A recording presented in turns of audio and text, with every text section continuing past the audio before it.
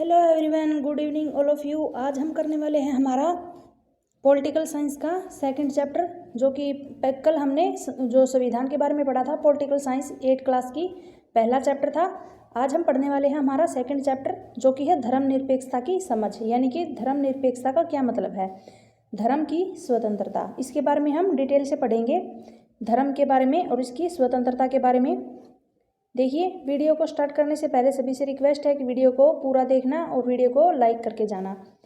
कल्पना कीजिए, ऊपर समरी दी गई है, इससे आपको पता चलेगा कि धर्मनिरपेक्षता के बारे में किस तरह से इस चैप्टर में बताया गया है। कल्पना कीजिए कि आप हिंदू या फिर मुसलमान हैं और अमेरिका के किसी ऐसे भाग में रहते हैं जहाँ पर ईसाई कट्टरपंथी बहुत ही ताकतवर है। मान लीजिए कि अमेरिका का नागरिक होते हुए भी आपको किराए पर मकान नहीं देना चाहता, आपको कैसा महसूस होगा? यानी कि आपको कोई रहने के लिए जगह नहीं मिलेगी वहाँ पे। क्या आपको गुस्सा आएगा? अगर आप इस भेदभाव के खिलाफ शिकायत करें और जवाब में आपको कहा जाए कि यह देश तुम्हारा नहीं, तुम भारत लौट जाओ, तो आपको कैसा लगेगा?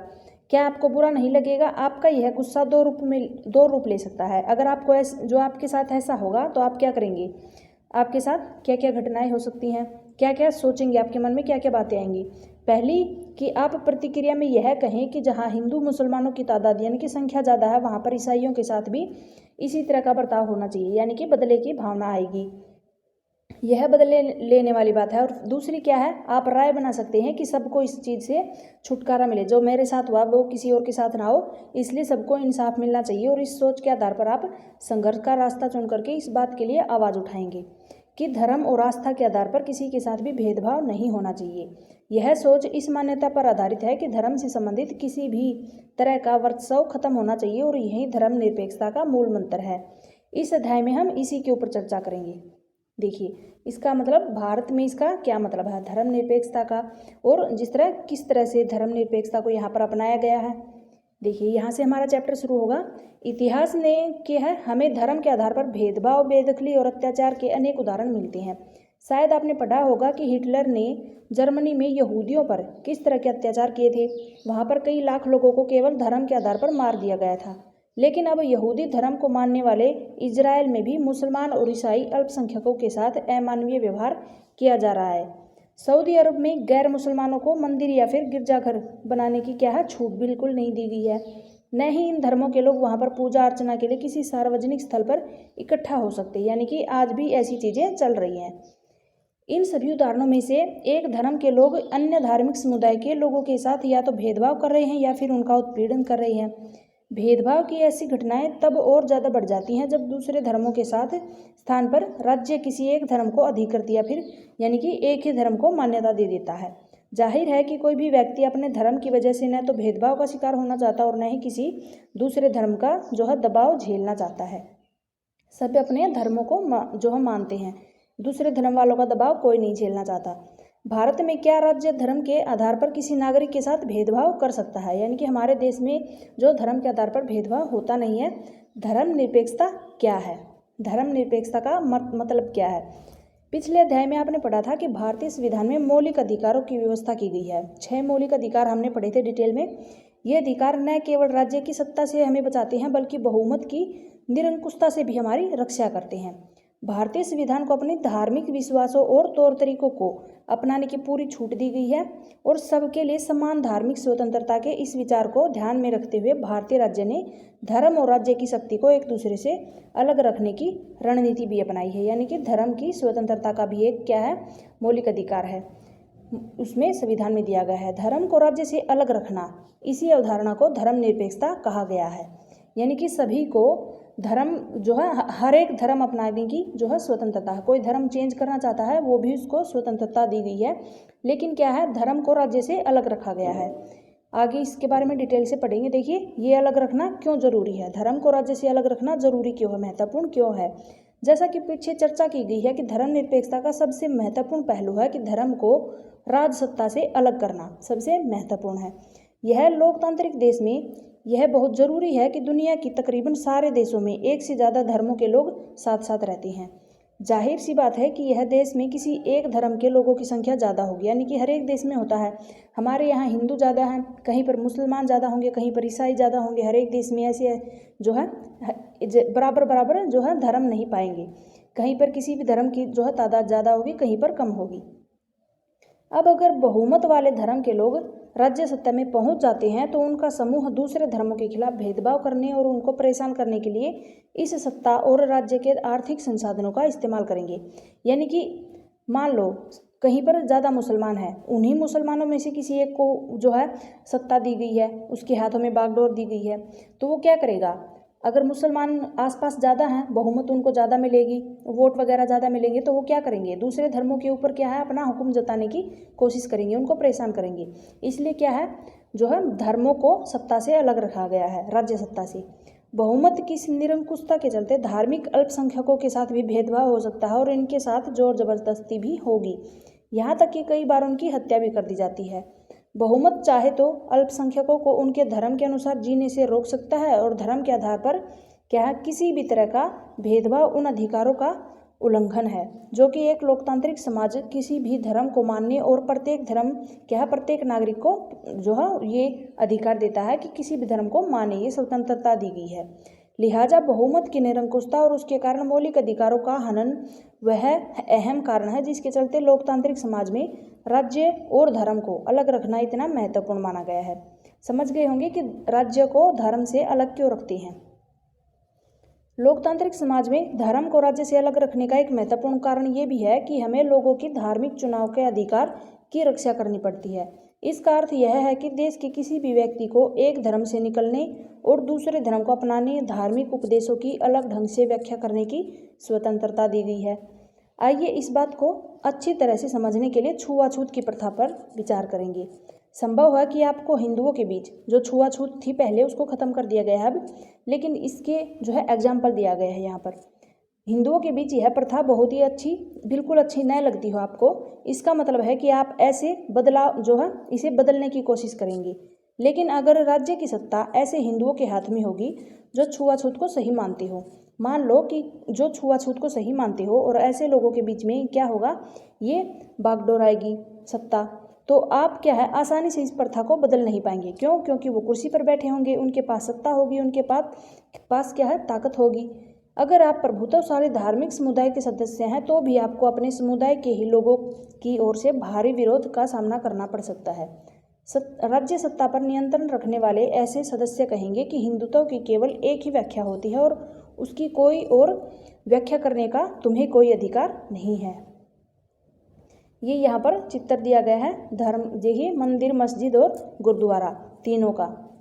भारतीय निरपेक्षता, धर्म निरपेक्षता का मतलब यानी कि भारतीय धर्म निरपेक्षता क्या है? भारतीय संविधान में कहा गया है कि भारतीय राज्य धर्म निरपेक्ष रहेगा। हमारे संविधान के अनुसार केवल धर्मनिरपेक्ष राज्य ही अपने उद्देश्यों को साकार करते हुए निम्नलिखित बातों का ख्याल रख सकते हैं। किन किन बातों का? कि कोई एक धर्म समुदाय किसी दूसरे धार्मिक समुदाय को न दबाएं, यानी कि सभी एक दूसरे से मिलजुल कर रहे, कोई किसी को दबाएगा नहीं। कुछ लोग अपने ही धर्म के अन्य सदस्यों को न दबाएं, यानी कि एक ही धर्म में ऊंच नीच ना हो, यानी कि अपने ही सदस्यों को न दबाएं। और राज्य ने तो किसी खास धर्म को थोपेगा, यानी कि राज्य में किसी भी एक धर्म को ऊंचा या नीचा दर्जा नहीं दिया जाएगा, किसी एक धर्म को थोपेगा नहीं और न ही लोगों की धार्मिक स्वतंत्रता छीनेगा। इस तरह के दबदबे को रोकने के लिए भारतीय राज्य कई तरह से काम करता है। पहला तरीका यह है कि वह खुद को धर्म से दूर रखता है, यानी कि वो खुद ही धर्म से दूर रहेगा। भारतीय राज्य की बागडोर न तो किसी धार्मिक समूह के हाथों में है और न ही राज्य के किसी एक धर्म को समर्थन देता है। भारत में कचहरी, थाने, सरकारी विद्यालय, दफ्तर ऐसी कई संस्कारी संस्थाओं में किसी खास धर्म को प्रोत्साहन देने और उनका प्रदर्शन करने की अपेक्षा नहीं की जाती, यानी कि किसी भी धर्म को जो है ज़्यादा ऊंचा नीचा इस तरह का दर्जा नहीं दिया गया, सबको समान समझा गया है। ये एग्जाम्पल है, अगर चाहो तो आप पढ़ भी सकते हैं। मैं देखिए एक बार करवा देती हूँ। सरकारी स्कूल का एक त्यौहार है, कहीं पर कोई धार्मिक त्यौहार आया है सरकारी स्कूल में, सर अगले महीने एक बहुत बड़ा त्यौहार आ रहा है, हमने कभी भी जो है स्कूल में त्यौहार नहीं मनाया, क्या हम इस साल मनाएं? बच्चों ने टीचर से पूछा। नहीं रेखा, ऐसा नहीं हो सकता, हमारा स्कूल सरकारी स्कूल है, हम किसी एक धर्म को महत्व नहीं दे सकते। निजी स्कूल जो चाहे कर सकते हैं, लेकिन सरकारी स्कूल अपनी चार दीवारी के भीतर कोई धार्मिक उत्सव जो है आयोजित नहीं करते। क्यों? क्योंकि वैसे भी ज़्यादातर धार्मिक त्योहारों पर सरकारी छुट्टी होती है और इसलिए हम इन त्योहारों को घर पर ही मनाते हैं। इन धार्मिक समूह को क्यों नहीं बना सकते स्कूलों में? क्योंकि अलग अलग धर्मों के वहाँ पर बच्चे आते हैं, उनको लगेगा कि हमारा जो है हमारे धर्म में इस तरह का उत्सव नहीं मनाया जाता, इस तरह से धार्मिक भेदभाव होगा। इसलिए स्कूलों में अवकाश रहता है यहाँ उस दिन, जिस दिन कोई भी त्यौहार वगैरह होता है। देखिए इस उपरोक्त चित्रकथा पट में स्कूल के भीतर किसी जो है धार्मिक त्यौहार का आयोजन सभी धर्मों के साथ एक जैसा व्यवहार करने की सरकारी नीति के खिलाफ होता है। सरकारी स्कूल अपनी प्रातःकालीन प्रार्थनाओं या फिर धार्मिक आयोजनों के जरिए किसी एक धर्म को बढ़ावा नहीं दे सकते, और यह नियम जो है निजी स्कूलों पर, यानी कि कोई प्राइवेट स्कूल है उनके ऊपर ये नियम लागू नहीं होते। धार्मिक उत्सव को रोकने के लिए भारतीय धर्मनिरपेक्षता का दूसरा तरीका है अहस्तक्षेप की नीति। कौन सा है? अहस्तक्षेप की नीति। इसका मतलब है कि सभी धर्मों की भावनाओं का सम्मान करने, धार्मिक क्रियाकलापों में दखल न देने के लिए राज्य कुछ खास धार्मिक समुदाय को कुछ विशेष छूट देता है। क्या छूट देता है? ये देखिए इस चित्रकथा पट में सिख युवक, यानी कि कोई जो है सिख है, उसने क्या पहन रखा है? ये देखिए, आप पहले कथा पढ़ लीजिए, ये दी गई है जो। अरे तुम्हारे पास हेलमेट तो है ना, दिल्ली में सबको हेलमेट पहनना पड़ता है, यही कानून है, फिर तुमने हेलमेट क्यों नहीं पहना? जुर्माना भरने का बड़ा शौक है क्या? ये एक ने हेलमेट पहना है और दूसरे ने नहीं पहना है। फिक्र मत करो, मुझे जुर्माना नहीं पड़ेगा। अरे परमजीत, तुम क्या जुर्माना क्यों नहीं होगा? यानी कि उसने पूछा कि तुमने हेलमेट नहीं पहना तो तुम्हें जुर्माना क्यों नहीं लगेगा। ये देखिए सिख ने जो है पगड़ी पहनी हुई है। सिख धर्म का एक बुनियादी उसूल है, इसलिए सरकार ने मुझे हेलमेट पहनने के लिए मजबूर नहीं कर सकती। जो है क्या है उनका धार्मिक उसूल है कोई, कि उनको सिखों को पगड़ी पहननी पड़ती है, इसलिए सरकार ने क्या है उनको छूट दी है कि आप हेलमेट न पहने और अपनी पगड़ी को पहने रखें, क्योंकि हेलमेट पहनने के लिए पगड़ी उतारनी पड़ेगी। इसलिए इस चित्रकथा पट में सिख युवक परमजीत को हेलमेट पहनने की जरूरत नहीं है। कारण यह है कि भारतीय राज्य इस बात को मान्यता देता है कि पगड़ी पहनना सिख धर्म की प्रथाओं के मुताबिक जरूरी है। लिहाजा इन धार्मिक जो है आस्थाओं में दखलंदाजी से बचने के लिए राज्य ने कानून में रियायती, यानी कि उनको मंजूरी दे दी है। धार्मिक उत्सव को रोकने के लिए भारतीय धर्मनिरपेक्षता का तीसरा हस्तक्षेप का तरीका क्या है? हस्तक्षेप का तरीका। इस अध्याय में पीछे आप छुआछूत के बारे में पढ़ चुके हैं, और इस बात का उपयुक्त उदाहरण क्या है कि किस तरह एक धर्म के लोग, यानी कि ऊंची जाति के हिंदू अपने ही धर्म के अन्य सदस्यों और कुछ निचली जातियों को दबाते हैं, एक ही धर्म के ऊंचे या फिर नीचे। धर्म के नाम पर अलग थलग करने और भेदभाव को रोकने के लिए भारतीय संविधान ने छुआछूत पर पाबंदी लगाई है। इस उदाहरण में राज्य धर्म के नाम पर अलग अलग करने और भेदभाव को बढ़ावा देने वाली उस प्रथा को खत्म करने के लिए धर्म में हस्तक्षेप कर रहा, जो निचली जातियों के लोगों के मौलिक अधिकारों का हनन करता है। यानी कि उचली जातियां हैं वो नीची जातियों को हनन करती हैं, क्योंकि वे इसी देश के नागरिक हैं, और इसी तरह माँ बाप की संपत्ति में बराबर हिस्से के अधिकार का सम्मान करने के लिए राज्य के समुदायों को धर्म पर आधारित निजी कानूनों में भी हस्तक्षेप करना पड़ सकता है। यानी कि जैसे कि माँ बाप के लिए हर औलाद जो है एक समान होती है, वैसे ही देश के लिए हर नागरिक क्या है, एक समान है, चाहे वो ऊंची जाति का हो या फिर नीची जाति का। इसलिए मौलिक अधिकारों में उनको जो है स्वतंत्रता दी गई है। राज्य का हस्तक्षेप सहायता के रूप में भी हो सकता है, और भारतीय संविधान धार्मिक समुदाय को अपने स्कूल कॉलेज खोलने का अधिकार देता है। गैर प्राथमिकता के आधार पर राज्य से उसे सीमित आर्थिक सहायता भी मिलती है। निचली जातियों को कुछ सहायता भी मिलती है सरकार की तरफ से। भारतीय धर्मनिरपेक्षता दूसरे लोकतांत्रिक देशों की धर्मनिरपेक्षता से किस तरह से अलग है? भारत की धर्मनिरपेक्षता दूसरों से किस तरह से भिन्न है? ऊपर दिए गए तीनों उद्देश्य दुनिया के अन्य धर्मनिरपेक्ष लोकतांत्रिक देशों के संविधान में दिए गए उद्देश्यों से मिलते जुलते हैं। अमेरिकी संविधान में हुए पहले संविधान संशोधन के जरिए विधायिका को क्या है ऐसे कानून बनाने से रोक दिया था कि जो कि धार्मिक संस्थाओं का पक्ष लेते हो या फिर धार्मिक स्वतंत्रता को रोकते हो। यानी कि पहले संविधान संशोधन हुआ था अमेरिका के जो है संविधान में, उस टाइम पर ऐसा कानून बनाने से रोक दिया था जहां पर धार्मिक संस्थानों का जो है पक्ष हो या फिर उनकी स्वतंत्रता को रोकता हो।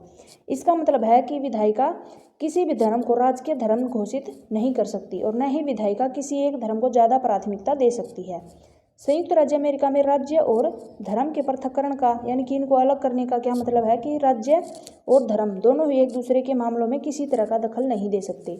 शायद आप समझ गए होंगे कि भारतीय धर्मनिरपेक्षता और अमेरिकी धर्मनिरपेक्षता के बीच एक अहम फर्क है। ऐसा इसलिए कि अमेरिकी धर्मनिरपेक्षता में क्या है, धर्म और राज्य के बीच स्पष्ट अलगाव के विपरीत भारतीय धर्मनिरपेक्षता में राज्य को धार्मिक मामलों में हस्तक्षेप करने की छूट दी गई है। आप पढ़ चुके हैं कि किस तरह से भारतीय संविधान में छुआछूत को खत्म करने के लिए हिंदू धार्मिक क्रियाकलापों ने हस्तक्षेप किया। भारतीय धर्मनिरपेक्षता में राज्य धर्म से अलग तो है, लेकिन धर्म से उसका जो है फासला सैद्धांतिक है। यानी कि भारतीय धर्मनिरपेक्षता में राज्य धर्म से थोड़ा बहुत मिला जुला है, लेकिन उसकी भी एक जो है उसकी एक लाइन बना दी गई है राज्य की धर्म और राज्य के बीच में, कि उस लाइन को वो क्रॉस नहीं कर सकता। इसका मतलब यह है कि संविधान के दिए गए आदर्श के आधार पर राज्य किसी भी धर्म के मामले में हस्तक्षेप कर सकता है, और ये आदर्श व कसौटी मुहैया कराते हैं जिसके जरिए इस बारे में फैसला लिया जाता है कि हमारा राज्य धर्मनिरपेक्ष सिद्धांतों के अनुरूप काम कर रहा है या फिर नहीं कर रहा। भारतीय राज्य धर्मनिरपेक्ष है और धार्मिक वर्चस्व को रोकने के लिए कई तरह से काम करता है। भारतीय संविधान अपने नागरिकों को मौलिक अधिकारों का आश्वासन देता है। ये मूलभूत अधिकार इस धर्मनिरपेक्ष सिद्धांतों पर आधारित हैं, लेकिन इसका मतलब ये नहीं कि भारतीय समाज में इन अधिकारों का उल्लंघन बंद हो गया है। यानी कि ये नहीं कि इनका उल्लंघन जो है बंद कर दिया है लोगों ने करना, अभी भी इनका धर्म जो है मौलिक अधिकारों का उल्लंघन होता है, बल्कि वास्तव में ऐसे उल्लंघनों की वजह से ही हमारे संवैधानिक व्यवस्था की जरूरत बनी हुई है। इस तरह के अधिकारों के होने का ज्ञान हमें इन अधिकारों के उल्लंघन के प्रति संवेदनशील बनाता है। जब कभी भी ऐसा होता है तो हमें जो है इसके खिलाफ कई जो है कदम उठाने की क्षमता भी उसी से मिलती है। यानी कि जो है धार्मिक जो मौलिक अधिकार हैं उनका उल्लंघन दिया गया है। उल्लंघन जो लोग करते हैं उससे क्या है, उनके नियम और कानून भी बनाए गए हैं। उनके डर की वजह से क्या है, हमें जो ये उल्लंघन करने वाले होते हैं इनको रोकने की क्षमता मिलती है। ये देखिए फरवरी 2004 में फ्रांस में एक कानून बनाया गया था। क्या कानून बना था? इस कानून में यह प्रावधान किया गया था कि कोई भी जो है विद्यार्थी इस्लाम, बुर्का, यहूदी टोपी और बड़े बड़े ईसाई क्रॉस जैसे धार्मिक अथवा राजनीतिक चिन्हों या फिर प्रतीकों को धारण करके स्कूल में नहीं आएगा। यानी कि सभी को एक तरह के कपड़े वगैरह पहन कर आना है। कोई भी जो है ये धार्मिक कोई टोपी पहन के आ गया, जो इस्लाम धर्म वाले थे वो बुर्खा पहन के आ गए, इनके ऊपर रोक लगाई गई। फ्रांस में रहने वाले उन आप्रवासियों ने इस कानून का काफ़ी विरोध किया था और वे मुख्यतः अल्जीरिया, ट्यूनीशिया और मोरक्को आदि उन देशों से आए थे जो पहले फ्रांस के उपनिवेश थे। 1960 के दशक में फ्रांस में मजदूरों की कमी हो गई थी। उस समय इन आप्रवासियों को फ्रांस आकर के काम करने के लिए वीज़ा यानी कि प्रवेश पत्र दिया गया था। इन आप्रवासियों की बेटियां स्कूल में अक्सर सिर पर रुमाल बांध कर जाती थी, लेकिन इस नए कानून के लागू होने के बाद उन्हें सिर पर रुमाल बांधने के कारण स्कूलों से निकाल दिया गया था। यानी कि उनको धर्म के आधार पर जो है इस तरह के जो धार्मिक कपड़े पहन कर आते थे ना, ईसाई बुर्का पहन कर आ गए, कोई रुमाल बांध कर आ गए, इनके ऊपर रोक लगाई गई थी। और जब इन्हें बताया गया तो क्या किया, इनको स्कूल से निकाल दिया। इन्होंने नहीं माना होगा इसलिए निकाल दिया। यहाँ पर देखिए एक बार अमेरिका के बारे में यहाँ पर कुछ दिया गया है। संयुक्त राज्य अमेरिका में सरकारी स्कूलों के ज़्यादातर बच्चे सुबह सबसे पहले वफादारी की शपथ लेते हैं। इस शपथ में ईश्वर की छत्र छाया शब्द का जो शब्द आते हैं, ईश्वर की छत्र छाया। 60 साल से भी पहले वहाँ यह तय किया गया था कि अगर यह शपथ किसी बच्चे की धार्मिक आस्था को ठेस पहुँचाती है तो इसको दोहराने की ज़रूरत बिल्कुल नहीं है। इसके बावजूद वहाँ पर ईश्वर की छत्र छाया वाक्यांश को कई बार कानूनी चुनौती दी जा चुकी है। चुनौती देने वालों का कहना है कि यह वाक्यांश अमेरिकी संविधान से पहले संशोधन में चर्च और राज्य के बीच किए गए पृथक्करण का उल्लंघन करता है। उपरोक्त चित्र में अमेरिका के सरकारी स्कूल के बच्चे वफादारी की शपथ लेते हुए दिखाए गए हैं। ये यहाँ पर क्या है, कानून के आधार पर इसके ऊपर जो है रोक भी लगाई गई है, लेकिन यहाँ पर क्या है, ये ईश्वर की छत्र छाया शब्द का उपयोग करते थे। ये आपसे पूछ सकते हैं।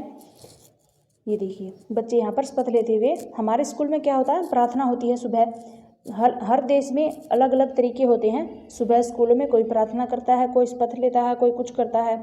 इस तरह से हर धर्म की, हर देश की, हर जो है राज्य की, सभी के क्या है अलग अलग नियम कानून होते हैं। और भारतीय धर्मनिरपेक्षता, इसका मतलब तो आप समझ ही गए होंगे, यानी कि धर्म की तो स्वतंत्रता होगी, लेकिन राज्य जो होगा धर्म से अलग होगा और राज्य को एक लाइन के आधार पर जो है धर्म से क्या है, धर्म से मिला जुला रहने और उसकी रक्षा के लिए कुछ जो है एक लाइन बना दी गई है, उसके ऊपर से पार करके वो नहीं जा सकता, लेकिन वो उसकी रक्षा के लिए कुछ नियम कानून बनाए गए हैं। तो राज्य और धर्म का आपस में संबंध भी है, वो अलग भी है और जो है थोड़े बहुत जुड़े हुए भी हैं। इस तरह से क्या है, ये कानून जो है सरकार ने बनाए हैं ताकि धर्म और राज्य अलग भी रहें और राज्य धर्म के ऊपर जो है निगरानी भी रखी। इस तरह से ये था हमारा चैप्टर। अगर वीडियो अच्छी लगे तो वीडियो को प्लीज़ आप वीडियो को लाइक करते हुए जाना और वीडियो को शेयर कर देना ज़्यादा से ज़्यादा और चैनल को सब्सक्राइब कर देना। कल मिलते हैं नेक्स्ट वीडियो में। वीडियो अच्छी लगे तो ज़रूर लाइक करना। Bye bye.